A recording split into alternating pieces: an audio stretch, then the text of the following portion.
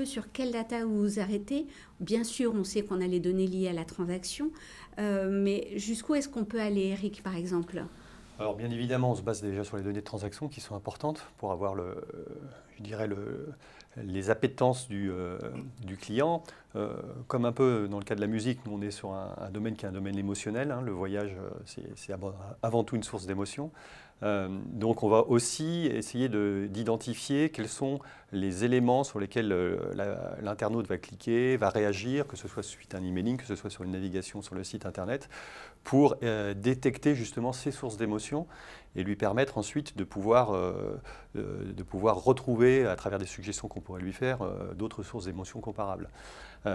Alors après, il y a d'autres éléments qui sont des éléments cette fois-ci plus multicanaux en ce qui nous concerne, c'est-à-dire en savoir plus via un échange oral avec le client pour savoir si il a une affinité particulière avec un domaine, que ce soit personnel, artistique, médical, peu importe, pour qu'on lui permette de retrouver aussi ses affinités dans son voyage en rencontrant des personnes, en rencontrant des gens qui vivent dans le pays dans lequel il va se déplacer et pour lequel il pourrait avoir des rencontres intéressantes pour ses affinités particulières. D'accord. Alors, je reviens vers vous, Charles. Vous disiez effectivement que les datas, c'est mieux cerner les goûts. Donc, en plus, la musique, c'est une histoire de goût. Mais pas uniquement. Alors, sur quoi concrètement vous vous concentrez comme données, comme insight? Alors, on regarde, comme je vous le disais, surtout sur le comportement, la fréquence à laquelle les utilisateurs reviennent sur le service, ça va être le nombre de titres qu'ils écoutent sur une session, ça va être les typologies de est-ce qu'ils écoutent des playlists, est-ce qu'ils écoutent des albums, est-ce qu'ils écoutent des playlists. Donc il y a toutes ces données qui sont très importantes. Et après aussi l'utilisation entre eux, est-ce qu'ils streament plutôt sur un device fixe, enfin un ordinateur, ou plutôt en mobilité.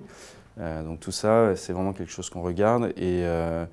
Et aussi sur la partie, on va dire plutôt financière, on va regarder aussi qu'est-ce qui fait qu'un utilisateur va plus facilement basculer du gratuit au payant. Est-ce qu'on arrive à identifier des signaux qui nous permettent d'enclencher des actions pour, dans ces cas-là, espérer avoir un taux de conversion qui soit le plus élevé possible.